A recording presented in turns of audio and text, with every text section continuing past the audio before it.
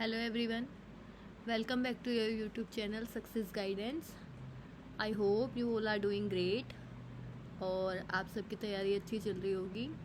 ये चैनल आपको CTET, UPTET, KVS और DETR+ जैसे एग्ज़ाम्स की तैयारी कराता है, तो आप इस चैनल को सब्सक्राइब कर लीजिए। चलिए स्टार्ट करते हैं कि आज हम क्या पढ़ने वाले हैं और क्या क्या टॉपिक्स हैं जो हम यहाँ पे डिस्कस करेंगे। देखिए, सबसे पहले हम एक ओवरव्यू ले लेते हैं कि हमारे पास जो हमारा सिलेबस है वो उसमें क्या क्या है। Child development, inclusive education, pedagogy, learning and motivation, individual differences, psychology, history of Indian education, philosophical perspective, school management and communication. ये सब आपके टॉपिक्स हैं जो बहुत ज़्यादा इम्पोर्टेंट है किसी भी एग्ज़ाम्स के लिए, किसी भी टीचिंग एग्ज़ाम के लिए। तो हमारा जो आज का टॉपिक है वो है मेमोरी या मेमोरी, जो भी आप कहना चाहें। इसमें ना 3 टाइप्स हैं मेमोरी के। बहुत छोटा सा टॉपिक है, बहुत कंसाइज वे में समझेंगे क्योंकि हमें बस जिस्ट चाहिए, हमें इसकी एक्सप्लेनेशन में ज़्यादा नहीं जाना है। तो यहाँ there are 3 types of memory: sensory memory, short term memory and working memory.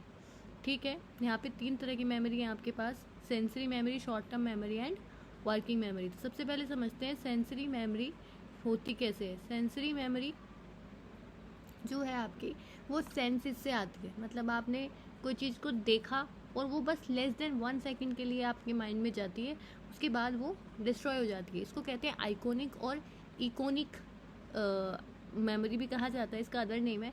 ठीक है, तो सेंसरी मेमोरी आपकी कैसे वर्क करती है कि आपने किसी चीज़ को देखा या सुना, बस वो 1 सेकेंड के लिए जो रैंडम चीज़ें होती हैं वो है ये आइकॉनिक में जाती हैं या सेंसरी मेमोरी में जाती हैं। इसको हम सेंसरी मेमोरी कहते हैं। शॉर्ट टर्म मेमोरी में आपका सिर्फ जिसे कहते हैं STM, इसको प्राइमरी मेमोरी भी कहते हैं। इसमें 20 से 30 सेकेंड्स तक आपको याद रहता है। वो कैसे याद रहता है कि जैसे आपने किसी से कोई नंबर लिया, कॉल कर रहे हैं आप, तो किसी से नंबर लिया, फिर आपको 10 सेकेंड बाद वही नंबर डायल करना है, तो आप उसको ऐसे अरेंज नहीं लिख पाते जैसा वो था। तो इसको क्या कहते हैं कि शॉर्ट टर्म मेमोरी में जाता है, क्योंकि एक ही बार आपने वो नंबर सुना है तो आप उसको रिटेन नहीं कर पाते। अब आपका चलते हैं हम वर्किंग मेमोरी में।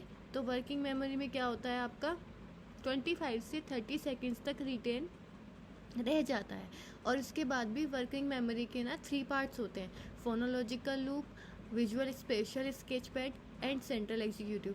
कहने का मतलब ये है कि जब आप कुछ बात सुन के समझते हैं या देखकर या फिर उसको जो उसका जिस्ट है उसको समझते हैं, तो उससे क्या होता है आपकी वर्किंग मेमोरी वर्क करती है।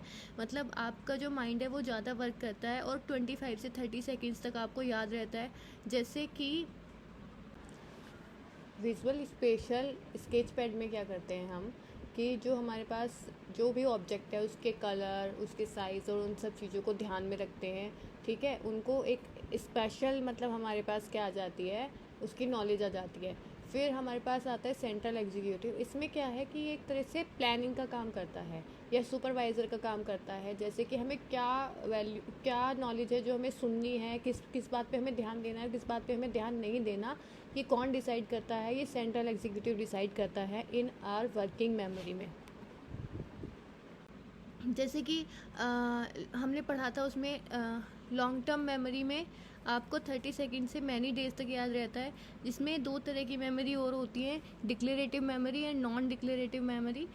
डिक्लेरेटिव मेमोरी में क्या होता है आपको कि एपिसोडिक कहते हैं, जिससे जैसे आपको कोई एपिसोड याद है, कुछ भी हुआ है आपके साथ इंसिडेंट, वो आपको बहुत दिनों तक या कभी भी पूछ लो तब तक भी वो आपको याद रहता है। इसको कहते हैं डिक्लेरेटिव मेमोरी।